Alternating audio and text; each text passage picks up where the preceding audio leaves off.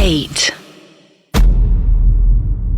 अर्श, multiple cultures में काफी माइथोलॉजीज में दुनिया की अलग अलग जी ऐसे आपको काफी कैरेक्टर्स मिलेंगे जो कि काफी वेल स्टैब्लिश्ड होते हैं, जो काफी वेल पढ़े लिखे होते हैं, ठीक है, काफी टैलेंटेड होते हैं, लेकिन उसके बावजूद उन्हें ऊपर वाला कोई कर्ज कर देता है और उन्हें भगवान एक कर्ज दे देता है और उसके बाद उनकी दुनिया, उनका रेल्म ही बदल जाता है। फिर वो अचानक से ईवल बन जाते हैं। आप चाहे लूसीफर का ले लें, एक एग्जांपल ले लें, चाहे इस्लाम में आप शद्दाद की जन्नत बोला जाता है इरम को, शद्दाद की अगर आप बात कर लें, उसी तरीके से मुझे लगता है कि हमारे कल्चर में ब्रह्म राक्षस एक सॉर्ट ऑफ एक ऐसा कैरेक्टर है जो कि एक रेनाउंड एक ब्राह्मण है, पढ़ा लिखा इंसान है जी, लेकिन उसकी कुछ हरकतों की वजह से वो जो है राक्षस के तौर पे उसको तब्दील कर दिया जाता है। इन अ वे लोग समझने लगते हैं।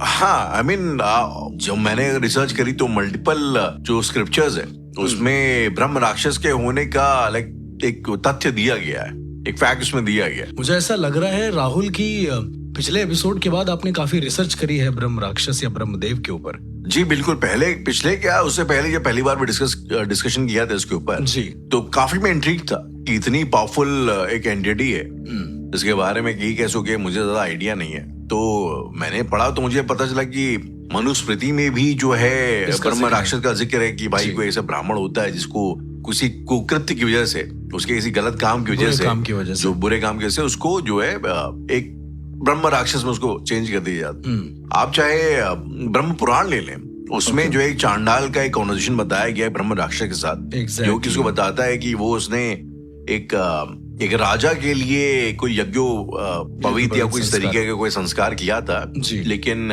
वो राजा जो है बहुत नीच किस्म का था, और घटिया, और ये जानने के बावजूद उस ब्राह्मण ने जो है उसके लिए किया। तो इसके लिए इसकी सजा के तौर पे उस ब्राह्मण को जो है ब्रह्म राक्षस में तब्दील कर दिया गया। चाहे वो नारद पुराण हो, नारद पुराण में भी जो है एक ऐसे ब्राह्मण का मेंशन है जिसने मगध के राजा के लिए कोई कुछ इस तरीके का वेद पाठ वगैरह किया, और वो राजा भी जो है थोड़ा घटिया किस्म का था। तो कुल मिला के जो बात मैं यहाँ पे कहना चाहता हूँ कि ये माइथोलॉजी में इस चीज को काफी क्लियर रखा गया है कि आप बेशक चाहे जितने पढ़े लिखे हो, चाहे जितने विद्वान हो, लेकिन अगर आप काम गलत करते हैं तो आपका जो एक हश्र होगा वो कहीं ना कहीं वो डिफाइंड है कि भाई वो गलत ही होगा। बिल्कुल, नो डाउट। मतलब मैं इस बात से पूरा अग्री करता हूँ, बिकॉज मैंने जितने केसेस देखे हैं ब्रह्म राक्षस, ब्रह्मदेव या जीवित ब्रह्म बेताल के, मैं तीनों को सेम कैटेगरी में इसलिए रख रहा हूँ राहुल, क्योंकि इनके काम लगभग सेम है जी। अगर आप पिछला एपिसोड सुन रहे हैं और आपको उसमें कुछ भी समझ में आएगा तो आपको ये देखेंगे कि तीनों की पावर कुछ हद तक बहुत ज्यादा सेम है। इवन जब मनुस्मृति में इसका जिक्र आया, इसके साथ साथ मैं आपको बता दूं कि कुछ ऐसे प्राचीन ग्रंथ हैं जिसमें ब्रह्म राक्षस की कई सारी कहानियां मेंशन है। एक मत के अनुसार, मैं आपको वो रियल केस भी बताऊंगा जो मैंने अपनी आंखों से देखा था, पर उससे पहले मैं आपको बताना चाहूंगा जो मैंने प्रमाण देखे हैं। एक मत के अनुसार, एक लिपि के अनुसार, इनफैक्ट आपने मौर्य वंश का नाम जरूर सुना होगा। बिल्कुल सुना, राइट। चंद्रगुप्त मौर्य, चाणक्य, जो पूरा एक शासन काल था, उस शासन काल में एक कह सकते हैं कि एक सेनापति हुआ, अमात्य राक्षस। धनानंद का जो सेनापति था, ऐसा कहते हैं। धनानंद का सेनापति, मंत्री सेनापति, जो भी आप, जो हायर वजीर होते हैं बेसिकली। देन उसके बाद जो धनानंद का सेनापति था, ये अमात्य राक्षस, ऐसा कहते हैं अमात्य राक्षस की जो संतान हुई जी, वो एक कह सकते हैं कि एक ऐसे एंटिटी के साथ पैदा हुई, वो पैदा ही ऐसी हुई थी राहुल।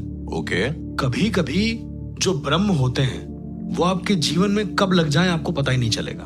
तो अमात्य राक्षस की जो संतान थी वो ब्रह्म राक्षस थी? ब्रह्म राक्षस की श्रेणी में तो नहीं आता क्योंकि वो खुद भी ब्राह्मण नहीं था। ऐसा लोग कहते हैं, ऐसी सभ्यताओं में कुछ लिपियां हैं, कुछ प्रमाण है जो कहते हैं कि उसमें जो उसकी संतान थी उसको वेद पहले से ही कंठस्थ थे, पहले से ही याद। जब वो पैदा हुआ है, मतलब जब होश संभाला है उसने, तो उसको वेद याद थे।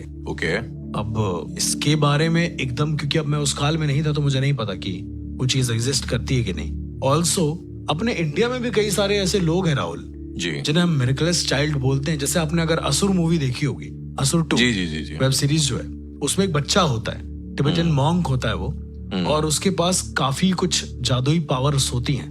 तो इंडिया में कई सारे ऐसे बच्चे मौजूद हैं जो आपके जीवन काल को एक झटके में बता देते हैं। मैं कुछ ऐसे मॉन्क से मिला हूं राहुल, छोटे मॉन्क से, जो बता देते हैं कि तुमने अपने पूरे जीवन काल में कितने सारे कुकृत्य किए, बुरे काम करे जी। मेरे लिए शॉकिंग था ये सब चीजें, और मेरे लिए किसी बच्चे का इतना सब कुछ जानना सीधा इशारा करता है एक ब्रह्म के ऊपर। अब जैसे मैंने आपको बताया मुंजा, मारन मुंजा, ये सारी चीजें, मुंजा एक ऐसी चीज है जो ऑलरेडी ब्रह्म की श्रेणी में आती है। अगर मैं आपसे बोलता हूं कि ये चीज ब्रह्म की श्रेणी में है, इसका मतलब ये होता है कि उसे वेदों का ज्ञान है। ओके। और वो अगर वो राक्षस है, ब्रह्म राक्षस है जी, तो वो लोगों का बुरा कर रहा है। अगर वो ब्रह्मदेव है तो लोगों की रक्षा कर रहे हैं एज अ गार्जियन एंजल, जैसा कि हमने पिछले एपिसोड में बात किया है। ओके। तो मेरा ये मानना है कि ब्रह्म के जो केसेस हैं अलग अलग, अब उसको अगर मैं डिफाइन करने पे आ जाऊं राहुल, कानपुर में एक जगह है जी, मतलब वहां पर कोचिंग सेंटर्स हैं बहुत सारे, वहीं पर एक मकान है राहुल।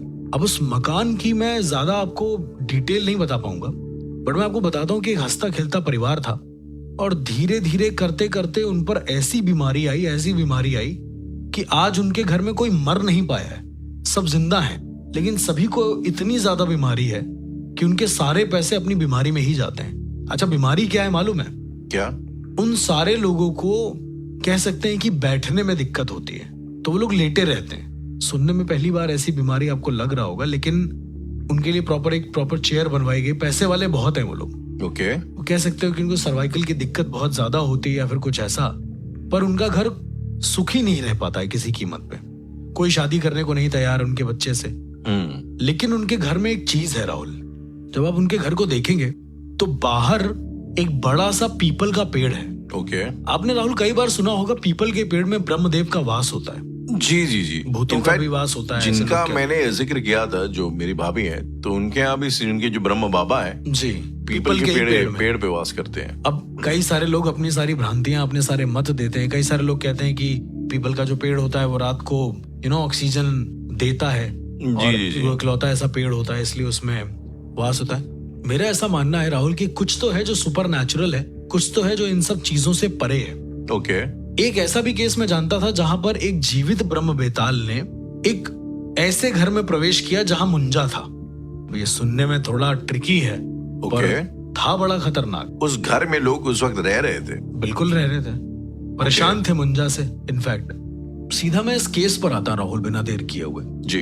इस केस में एक औरत थी, उनके हस्बैंड थे, उनकी छोटी सी बच्ची थी, ऐसे ही परिवार था छोटा सा। अब जिस घर में वो नए घर में शिफ्ट हुए वहां पर मुंजा था, ये कंफर्म था। अच्छा, जैसे आपने देखा होगा बहुत सारे लोगों के कुल गुरु होते हैं। जी जी, वो आते हैं चीजें बताते हैं। तो एक दिन राहुल इनके घर में पहाड़ टूटा, मतलब 1 साल के बाद से जब से लोग रह रहे थे। बीच में क्या हुआ होगा मुझे एग्जैक्ट नहीं पता। इनके पति ने आत्महत्या करी। ओके। शायद किसी टेंशन में आकर, या शायद उस मुंजा के इन्फ्लुएंस में आकर, या उससे डर कर। ठीक है, बिकॉज जब इनकी मौत हुई राहुल, तो इनके मुंह पर चंदन पुता हुआ था, पूरे मुंह पर। ये ब्रह्म राक्षस के होने का कोई नहीं, अभी तक तो कुछ नहीं। अभी तक तो मुंजा जो था वो ये सारा काम करवा रहा था। अच्छा। ना उनके चेहरे को धुलने की कोशिश करी गई अंतिम संस्कार के समय। ओके। बट इनके हस्बैंड का जो चेहरा था वो धुल नहीं रहा था, ऐसा जैसे स्किन पीली हो गई हो वहां की, ऐसा। ओके। ये बहुत स्ट्रेंज था काफी। देन उसके बाद जो कुलगुरु थे वो आए जी। कुलगुरु आने के बाद जब उन्होंने देखा ये सारी चीजें, लाश वगैरह, और क्योंकि उनकी पीढ़ियों से लोगों को मानते आ रहे होंगे किसी को, ओके, तो उनके कुलगुरु ने कहा कि इनका जो अंतिम संस्कार होगा वो शमशान के अंदर नहीं होगा, शमशान के बाहर होगा। ओके। अब इसके पीछे रीजन क्या था मुझे भी नहीं पता। खैर, शमशान के बाहर जब अंतिम संस्कार हो रहा था तो राहुल क्या हुआ कि पास में ही उन्होंने देखा, इनकी जो वाइफ थी, उन्होंने देखा कि एक बच्चे की लाश आ रही है, एक बच्चे की डेड बॉडी आ रही है। करीबन 3-4 साल का बच्चा होगा जो मर गया था। अब उसको, अगर किसी ने बच्चे का संस्कार नहीं देखा है तो लेट मी टेल यू, उनका संस्कार देखना शुभ होता है। और जी हाँ, और वो जब आते हैं तो उनको गंगा में डुबाया जाता है, प्रॉपर उनको स्नान किया जाता है गंगा में, देन उनको वापस लाकर दफना दिया जाता है। ठीक है, या गंगा में प्रवाहित कर दिया जाता है उनको। नाउ राहुल, जैसे ही उन कुलगुरु ने देखा कि वो बच्चे की लाश आ रही है, उसके घर वालों से बोला कि ये बच्चा जो कपड़े पहने हैं वो दे दीजिए। खैर, रिक्वेस्ट करने पर जो भी हुआ होगा ले लिया। जिस कपड़े में यानी कि लपेट कर आती ना लाश, वो कपड़ा चाहिए होता है। अब उसके बाद ये जो कुलगुरु थे उन्होंने इस इंसान की डेड बॉडी पर वो कपड़ा रखा और अंतिम संस्कार पूरा कर दिया। ओके। नाउ क्योंकि ये अंतिम संस्कार भी कराते थे, ये महापात्र थे, ये नोट करने की बात है राहुल। देन इसके बाद हुआ ये कि इन्होंने 10 दिन के बाद वापस से घर में प्रवेश किया और ये कुलगुरु उनसे कहते हैं कि घर में कोई बुरी एक्टिविटी तो नहीं हो रही है। तो इनकी वाइफ जो होती है वो कहती है कि नहीं, बुरी एक्टिविटी तो नहीं हो रही है, लेकिन मेरी जो बच्ची है वो वेदों का पाठ करने लगी है। ऑल ऑफ अ सडन उम्र में वो अगर पढ़ाई छोड़कर वेदों का पाठ करे तो ये थोड़ा सा गलत है, क्योंकि और भी चीजें जाना जरूरी है, मेरा ऐसा मानना है। देन राहुल क्या होता है कि वो पंडित उनको चेक करते हैं, जो कुलगुरु होते हैं वो चेक करते हैं उसको, लड़की को, तो लड़की एकदम नॉर्मल निकलती है। ओके। अब राहुल एक दिन हद हो जाती है, करीबन 3 महीने बीतते हैं। इनकी मम्मी कहीं बाहर गई होती है, लड़की अंदर होती है। जब मम्मी घर के अंदर आती हैं, यानी इस पति की जो वाइफ थी, जो मर गया था पति, जी, जब वो घर के अंदर आती हैं तो वो क्या देखती हैं कि उनकी जो बच्ची है वो नॉर्मल पटरे, जो हमारे यहाँ पाटा होता है लकड़ी का, उस पर बैठी हुई है। उसके सामने एक लोटा है और उसमें एक चाकू है। लोटे और चाकू से आप समझ गए होंगे अंतिम संस्कार में जब जिसको छूत लगती है वो ऐसा करता है। इनफैक्ट वो चाकू लेके सोना पड़ता है। वो उसके सामने है और वो लड़की मंत्रोच्चारण करते हुए अपने आप का जो सर है, जो अपने आप के बाल हैं, वो उस तरह से काट रही है, मतलब छील रही है अपने बालों को। ओके। और मंत्र बोलते बोलते। ऑल्सो उसके चेहरे पर एक बड़ी सी बिंदी लगी हुई है। राहुल ये जरा सीन सोचिए, कोई ऐसा अगर माँ देख ले तो उसका क्या हाल होगा। अब बहुत ज्यादा खतरनाक था इनफैक्ट। एंड देन ये होने के बाद जैसे उनकी माँ ने उन्हें रोका है, उस लड़की ने अपनी माँ की तरफ देखते हुए बहुत तेज मंत्रोच्चारण करना शुरू कर दिया है। ओके। और करते हुए वो बेहोश हो गई है। देन इसके बाद क्या हुआ कि उन कुलगुरु को वापस बुलाया गया, तो उन कुलगुरु ने कहा कि इस घर में जो मुंजा है वो बहुत ज्यादा अशांत है और उसको शांत करने का कोई तरीका नहीं, क्योंकि मुंजा को हमेशा शांत ही किया जाता है, राइट? आप भगा नहीं सकते, उसको भगा नहीं सकते। कई बार उन्होंने कई सारी चीजें करी पर वो शांत नहीं हुआ मुंजा। वो मुंजा ने उस लड़की को इतना ज्यादा अपने बस में कर लिया था कि उस लड़की को ये लगने लगा था कि वो जो सामने मुंजा है वो वही लड़की है। तो इसीलिए उसने अपने आप को गंजा करा और धोती पहन के प्रॉपर एक लड़की बैठी हुई थी ऐसे। देन राहुल क्या होता है कि वो पंडित कहते हैं, मतलब उनकी माँ बहुत परेशान हो जाती है, तो वो पंडित कहते हैं कि मैं तुमको ना एक बच्चा भेजूंगा तुम्हारे घर में। ओके। और वो जब तक तुम्हारे घर में रहेगा तुमको कोई दिक्कत नहीं होगी, मुंजा तुमको सताएगा नहीं। शाम होती है, एक बच्चा आता है घर में और वो बच्चे के चोटी होती है। क्या वो बच्चा पल के झपकाता था? नहीं, वो बच्चा आता है घर में।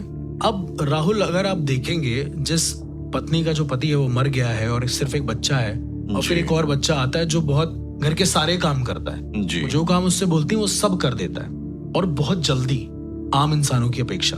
ऐसा नहीं कि कोई जादू से कर रहा है, बट बहुत स्पीड में करता है वो काम। और काम करके वापस आकर कहता है कि बोलो माँ और क्या चाहिए। वो हर बार यही पूछता रहता है। पंडित जी ने उसका नाम निर्वाण बोला था।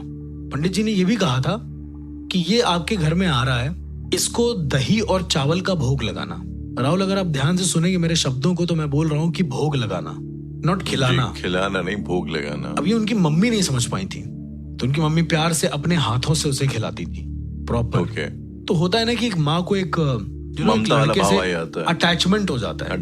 राहुल ये मैं वो केस बता रहा हूँ जहां पर एक जीवित ब्रह्म बेताल को अटैचमेंट हुआ था एक माँ से। ये काफी इंटरेस्टिंग था मेरे लिए, इनफैक्ट काफी किसी आत्मा का लगाव, और वो भी तब जब वो ब्रह्म हो और जीवित हो। खैर इसके बाद ये सारी चीजें हुई। देन उनके घर को लूटने की बहुत सारे लोग कोशिश करते थे, जो उनके रिलेटिव्स होते थे कि वो प्रॉपर्टी उनके नाम हो जाए या फिर कुछ ऐसा। तो एक दिन हुआ ये कि उनके जो छोटे भाई थे वो सब लोग घर पे आए और उनके वाइफ को तंग करने लगे कि मतलब जो हमारे भाई है उन्होंने हमारे नाम से प्रॉपर्टी करी, आपको घर खाली करना पड़ेगा। ऑल ऑफ अ सडन वो बच्चा सामने आता है, और जबकि उस घर का नहीं भी होता। वो कहता है कि जब ये मरे थे तब इन्होंने आपको फोन किया था और आपने फोन नहीं उठाया था, और आपने जानबूझकर इनसे प्रॉपर्टी लेने का वादा किया था, और आपने धमकी भी दी थी कि अगर नहीं दोगे तो तुम्हें जान से मार दिया जाएगा। वो लड़का एक एक चीज बोल देता है, और उनका जो भाई होता है, जो आता है छोटा भाई, राहुल, वो शौक में आ जाता है, क्योंकि ये सारी बात सिर्फ उनके हस्बैंड जो मर गए हैं और उनके भाई जो आए थे, इन दोनों के बीच हो रही होती है। मतलब पहले हुई थी कभी, मरने से पहले। और जब ये उसके सामने कहते हैं कि ये सब बेकार है, सब झूठ है, तो वो लड़का कहता है ये झूठ नहीं है, तुम अभी घर से छोले और चावल खाकर आए हो, कहीं ऐसा ना हो कि वो तुम्हारे लिए काल बन जाए। उसको ये तक पता था कि घर से क्या खा के आए हैं? उसको हर एक चीज पता थी राहुल। उसको यहां तक ये भी पता था कि उसके एक अफेयर और भी है अपनी पत्नी को छोड़कर, जो कि उसने सामने बोल दिया। और उसने कहा कि तुम्हारे फोन के अंदर एक नंबर है जिसमें फला फला नाम से सेव है जी, और अभी अगर तुम्हारी पत्नी उसे चेक करेगी तो देखना क्या रेस्पॉन्स आता है, क्योंकि जो दूसरी पत्नी है तुम्हारी, उसको एक बच्चा होने वाला है तुमसे। उसको What? इतनी डिटेल थी। एग्जैक्टली। ओके। खैर उसकी पत्नी ने चेक नहीं किया, उसको ये लगा कि बच्चा है, कुछ भी बोल रहा है। Right right. राहुल, 2 दिन बाद वो दोनों वापस आए घर पे, उनकी पत्नी और उनका पति, और रो रहे थे। उनका पति गिल्ट में रो रहा था और उनकी पत्नी शर्म से रो रही थी। जो छोटा भाई था, जो छोटा भाई था, उसके पीछे रीजन क्या था?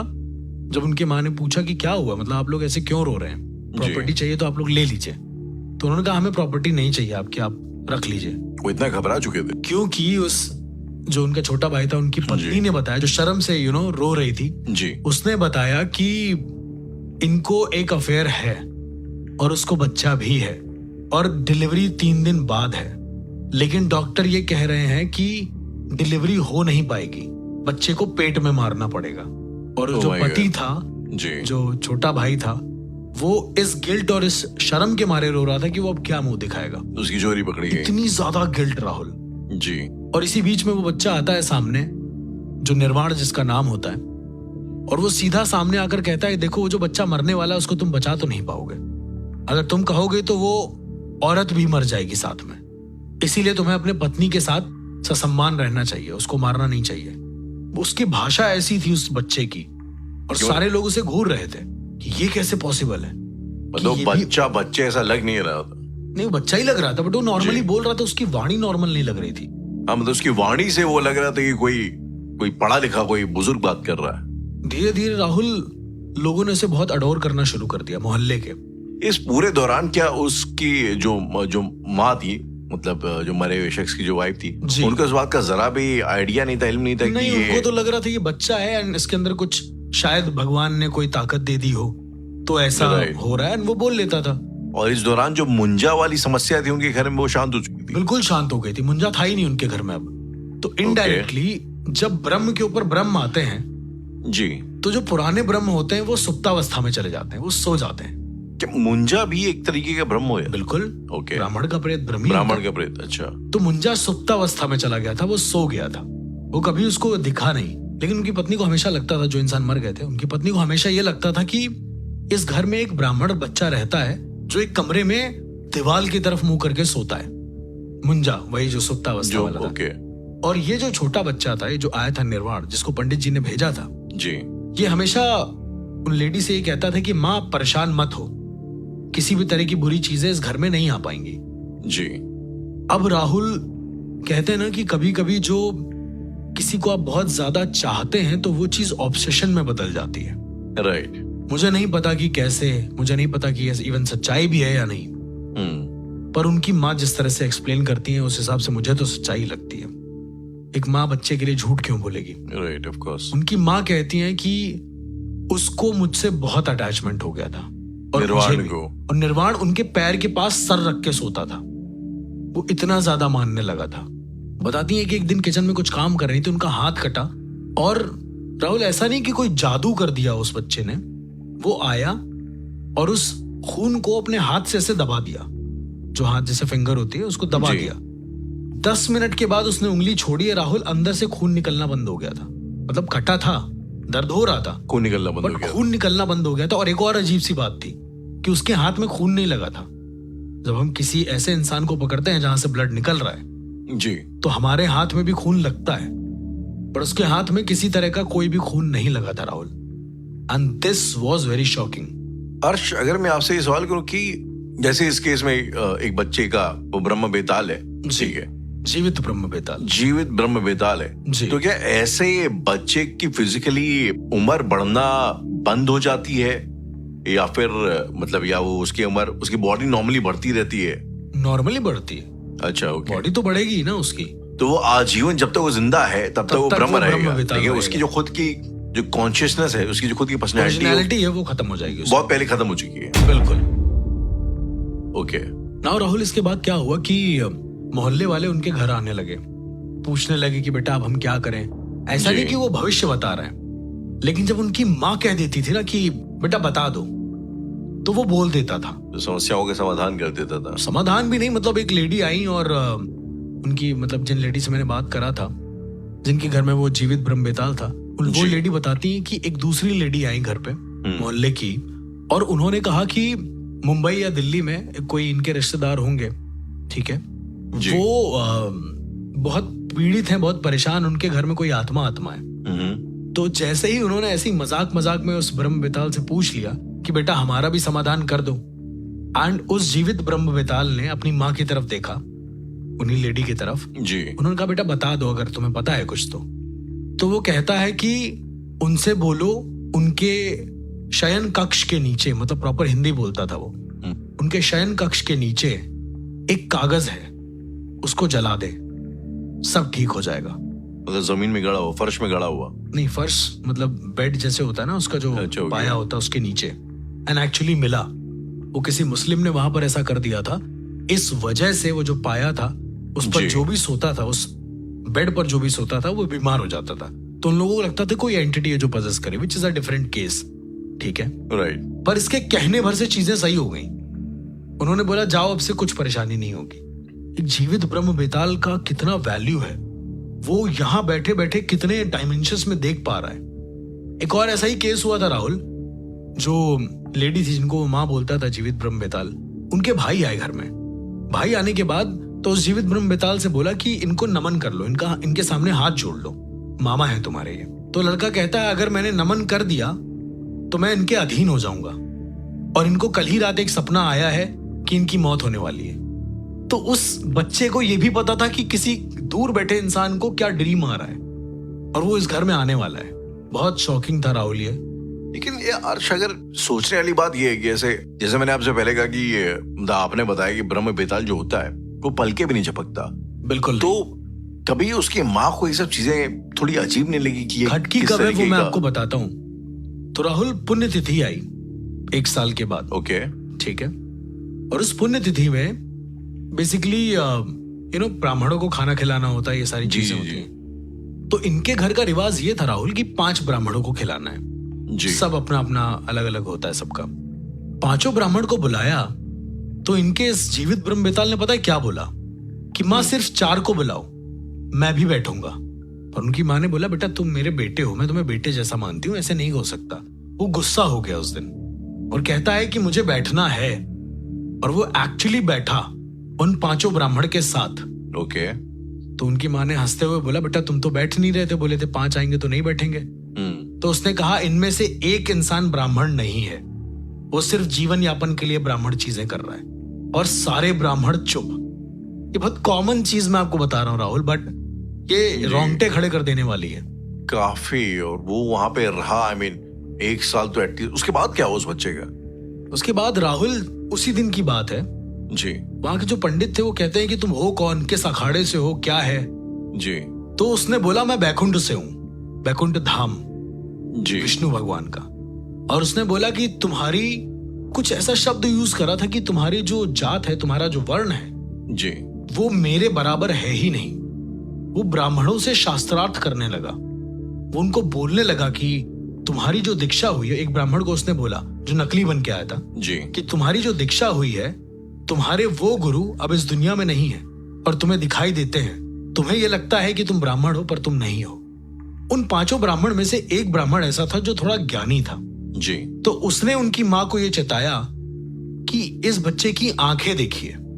असल में जब जीवित ब्रह्म बेताल कुछ बोलते हैं तो उनकी आंखों की जो पुतलियां हैं वो बहुत तेज वाइब्रेट करती हैं अपनी ही जगह पर।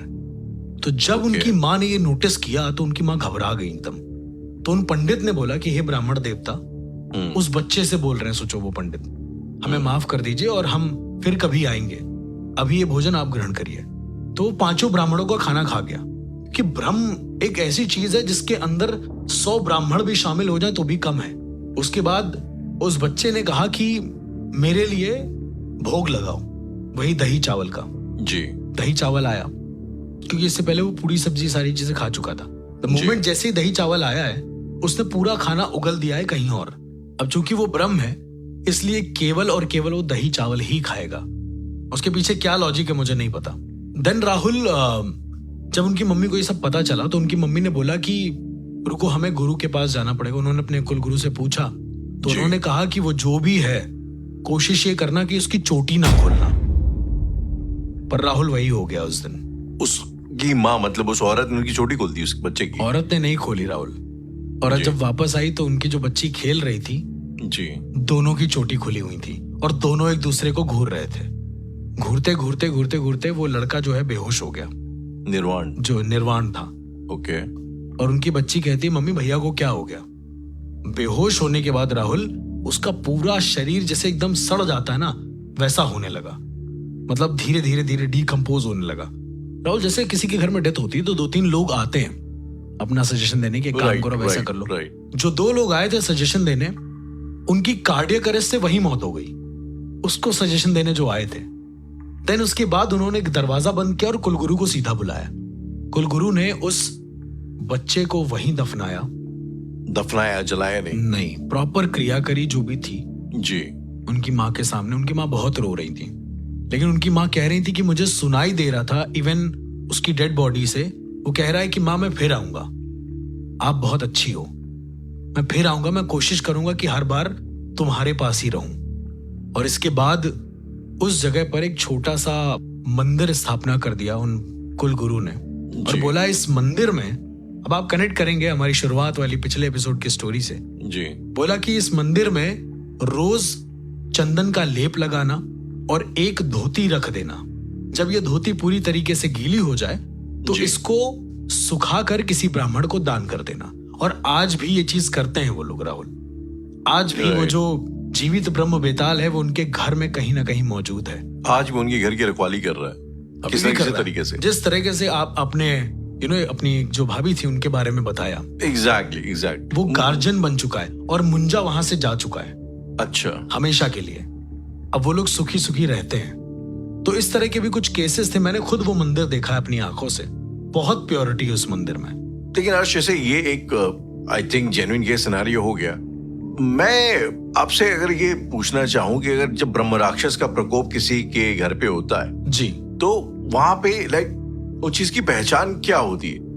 आई मीन कुछ साल पहले की बात है, एक रियल केस है, अखबार में भी आया था। कौशाम्बी में बालीपुर टाटा विलेज करके जगह है जहां पे शख्स है सरजू तिवारी। ओके। और उन्होंने अपनी बीवी, अपनी वाइफ और अपनी बेटी को 8 साल घर के तहखाने में बंद रखा, क्योंकि उन्हें ऐसा लगता था कि इसको ब्रह्म राक्षस है। और 8 साल बाद जब किसी वजह से कोई पंडित जी आए वहां पे हरियाणा से जी, तो उनको जब ये पता लगा तब वहां पे उन्होंने पुलिस को बुलाया। उसके बाद उन्हें जो है मुक्त कराया गया। ओके। तो सिम्टम क्या होते हैं अगर कोई ब्रह्म राक्षस है किसी के यहाँ पे? तो मेरा एक सीधा मानना है राहुल कि अगर ब्रह्म राक्षस है तो उस घर में सब कुछ पनौती होगी, सब कुछ बेकार होगा। एंड अगर किसी घर में ब्रह्मदेव है तो वो समृद्ध होता चला जाएगा। यही सबसे बड़ी पहचान होती है। वो हर मुसीबत से यूं निकल जाएगा जैसे उसको कुछ हुआ ही ना हो। अर्श, जैसा आपने ब्रह्म बेताल के बारे में बताया, जो कि एक ब्रह्म राक्षस, ब्रह्म बाबा और एक बेताल का सॉर्ट ऑफ मिक्सचर होता है, वो भी जीवित जी। मैंने सुना है कि बंगाल में एक ऐसी ही एक और एंटिटी होती है जो भी शायद 2 और एंटिटीज का मिक्सचर होती है, जिंदा होती है और वो लोगों के ऊपर टोना टोटका करती है। राहुल, अगर मैं आपसे कहूं कि सिर्फ बंगाल ही नहीं, कई सारे ऐसे राज्य हैं जहां पर ये एंटिटी आज भी मौजूद है, जिसे हम तो नहीं भूलते हैं।